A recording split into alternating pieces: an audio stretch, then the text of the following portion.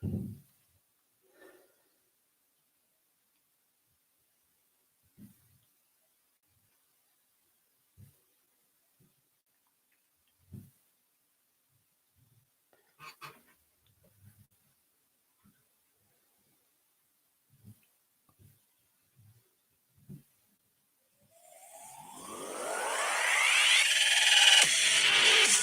time for Cantor Marcos Live, the show that happens every Tuesday and Thursday, sometime between 12 and 1 o'clock, depending on when his kids eat lunch and when his wife will allow.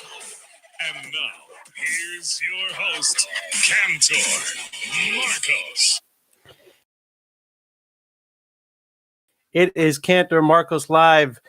Good afternoon on this Tuesday. We're so happy you're here. Today, I've got some special guests for you. I'm not going to tell you who they are. I'm just going to bring them on and we're going to have a little fun with them. Thanks for watching. You're tuning into Cantor Marcos Live, the show that happens every Tuesday and Thursday, depending on when my kids are fed and when Joanna will allow. So let me bring on our special guests. Hey, Harry. Hey, Ellie. Hey. What's going on, fellas? Hey, Marcos. Going good. Cantor Marcos. I want to just say I'm sorry that our parents gave me and Ellie the hair genes. Just want to put that on the record. Yeah, thanks for that, Harry. This is by choice. Come on. I'm an aspiring barber. How many microphones do you need? I need none. But hey, Marcos. Ellie, stop interrupting. You're the youngest. You get to speak when I tell you can speak. So, Harry. Harry likes to claim he's inspiring everything, apparently. Go ahead. So, you know what, Ellie? I'll spin this question to you. So, Ellie, we've been brothers now for a while. I would say somewhere in the area of about 28 to 29 years. Tell me, what made you choose me as a brother, and what perks does it offer you? Free Diet Cokes. Free food, basically. That's what it comes down to. Now, you see, Harry, I don't know if you, the viewers, know this, but Harry and Ellie are actually aspiring actors. They've dedicated their life to the screen. And it's funny because I'm the one with my own show. How's that working out for you guys? So, go ahead. Harry, you want to go first? Go ahead. Okay, sure. Go ahead. Well, actually, if you go to imdb.com and you search Marcos Ashkenazi, I don't know that anything will show up. Same for Ellie. If you put Harry Ashkenazi, however, you will see quite an extensive list of credits. So I think that answers your question. We're going to play a little game right now. All right, we're going to change the subject because this is quickly going downhill for me. We're going to play a little game, okay? Guys, you ready? The name of the game is Remember the Time. Remember the Time. Now, I'm going to give you hints, and you're going to tell me if you remember the time and tell me the story, okay? Are you ready? Let's do it. Okay, Ellie and Harry. Sure. Hint number one. Let's do it. Ellie, stop talking. I'm going to take you out of here because this is disruptive and unruly behavior, and nobody wants this. Our viewers are tired of hearing you yap away. So, you ready? Listen to the hints. What a dictator. Hint number one, Canada. Hint number two, car breakdown. Remember the time. Go. Canada. Yes, the Howard Johnson Hotel. Right outside. You were 10 years old. You took mommy and poppy's car and were trailed by 5 police officers, and the car broke down. It turned out actually the foot just was on the brake the whole time. Did I get it right? Well, yeah, but there's a slight variation. You see, our mother and father, who we call mommy and poppy, by the way, poppy is the Spanish word for father, in case you didn't know that, our parents bought us a new car. It turns out it was stolen out of Iowa. And somehow we ended up in Canada. Okay, great. Story number 2. No, you fools. What? Okay, so here's the story. So we're driving to Canada. I don't know why, but we're driving to Canada. I think we were on summer vacation, and the car broke down and started smoking. Oh, Canada. All right, hint number 2. Canada, hotel room, fire. Go. Ellie, you remember that? I do remember it, actually, because I remember specifically our sister Ruthie crying like a little girl, which she is, and our father Poppy going in his underwear running down the stairs because of the fire alarm, and everyone looking on the street. Thank you. Harry. Yes, Harry. I don't know that I could say that any better. I just remember walking outside. I think actually they're wearing robes, if I'm not mistaken. Yes. And we had to wait outside in the middle of the night. I think that was the night I saw by myself. For some reason, you weren't 10. I was probably 10, and I saw. Actually, we were older than that. I was probably 15, and I saw the guy. The movie with the seeing dead people, The Sixth Sense. Yes, Bruce Willis. Are you with me in that movie theater? Oh, it's another bald guy. Wait, no, I can't believe you guys didn't mention this. I remember.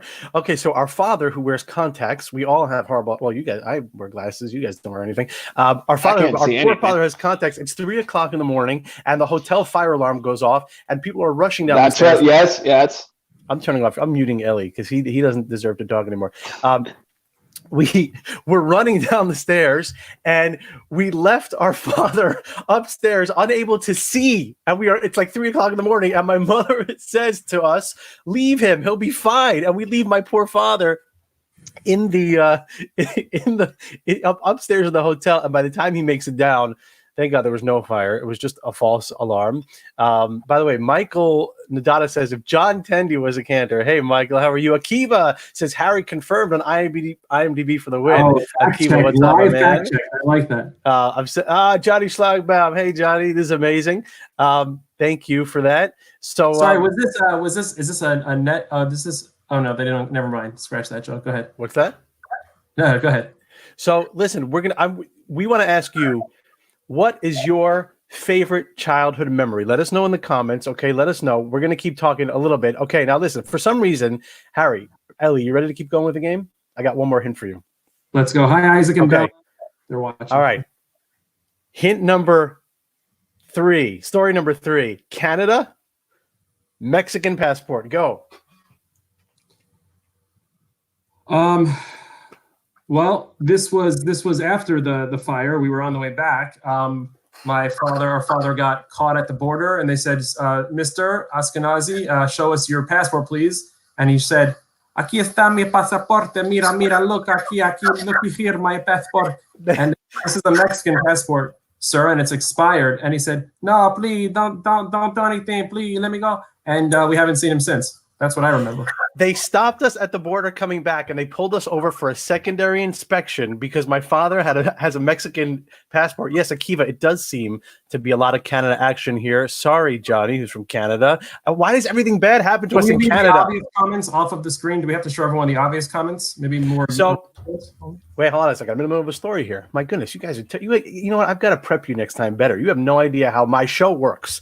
All right. Anyway, so listen. So we're driving through, right? They pull my father over for a secondary inspection, and they say, and the border patrol shines his flashlight in my eyes and says, "Do you know who this man is?"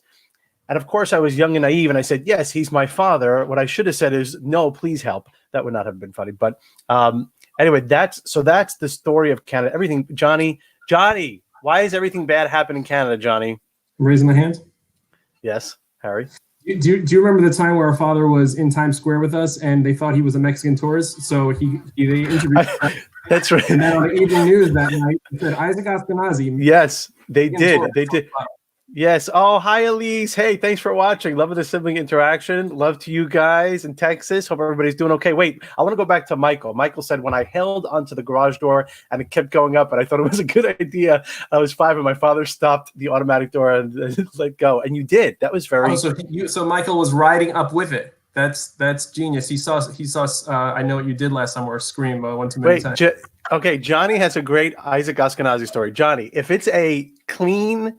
family-friendly story, you can tell it. If it's not, just make it up, and I'll post it here. Okay, guys, last story for the Ashkenazi brothers story. Okay, are you ready? Let's see. This did not happen in Canada. Thank God, no more Canada stories, because Canada, we were giving Canada a little bit of a bad rap there for all of our Canadian friends. Jamaica Estates police halt. Oh man. How many? That happened multiple times.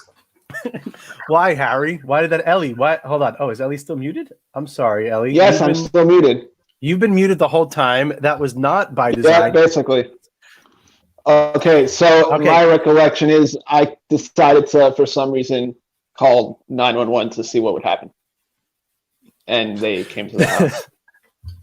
Yes, Ellie, for 1,000 points, you got it almost right, except for the fact that Harry and I were about to kill each other. Now, listen, folks, I'm almost 38. My brother Harry's almost 36 or 37, and Ellie's like 30. So this was a long time ago. So please don't judge us for our past actions. But Harry and I were probably, I don't know, 11 or 12, and we were play fighting, and then it turned into not a play fight, and then somehow the cops showed up and they told us that we were losers and we should stop. And so we did. And that was what we did. Well, I don't think I knew the cops were called. So I was in the kitchen, and all of a sudden I hear the door open from the kitchen door, and I hear, that's right. And I look, and there's a gun. Didn't they say halt at one point also, or is that a different time? Ellie, are you not following this? You are literally live face to face. Are you not paying attention to this story? And I said, no, you halt.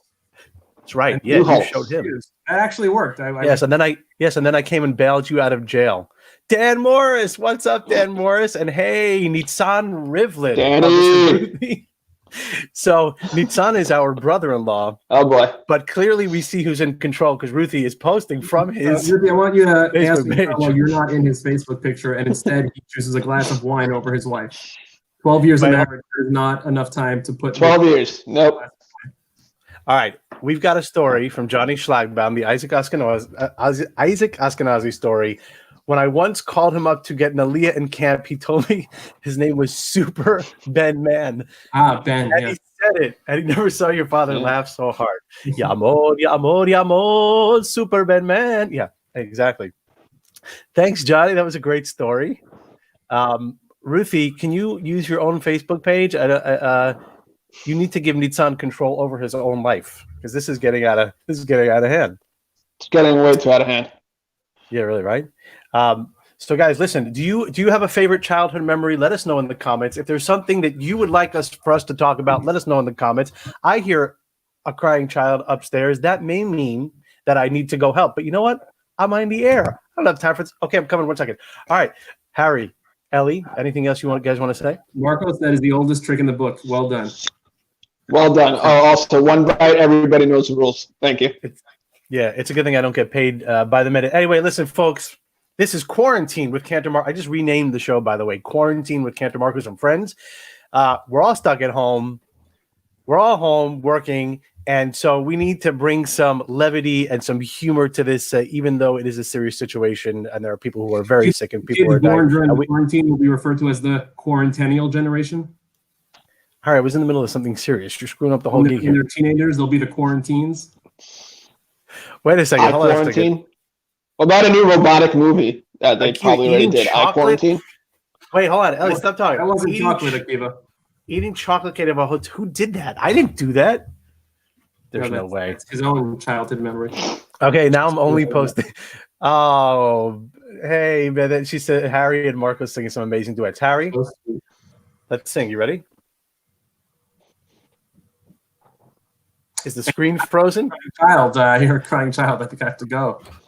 All right. Thank you, everybody, for watching this edition of Cantor Marcos Live, which I think we're going to rename Quarantine with Cantor Marcos and Friends. Hang in there, everybody. All right, just stay healthy and stay safe. And Marcos, if you rename it, you just thought if you rename it, you'll have to pay another $5 to have someone on Fiverr do the new intro again.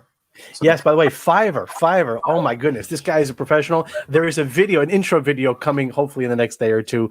And what did Dan Morris say? No crying child can. That's right, Dan. I'm coming for you, my man. Love you. And guys, thank you for watching. Have a wonderful day. Pella Productions, 877-55, PellaProductions.com. And yes, and I want first call us. We'll give you a better deal. Thank you. Ellie, would you like to promote anything that you're doing? Yes, go check out Afterwork Theater. Thank you. Okay. Yes, great. Afterwork Wonderful. Theater, which is now not performing because everybody is being told to stay home. But when it comes back, Ellie will come out swinging, and we'll see you guys later. Thanks for watching. Have a great rest of your day. We'll see you on Thursday, sometime between 12 and 1, depending on when my kids eat lunch and when my wife lets me.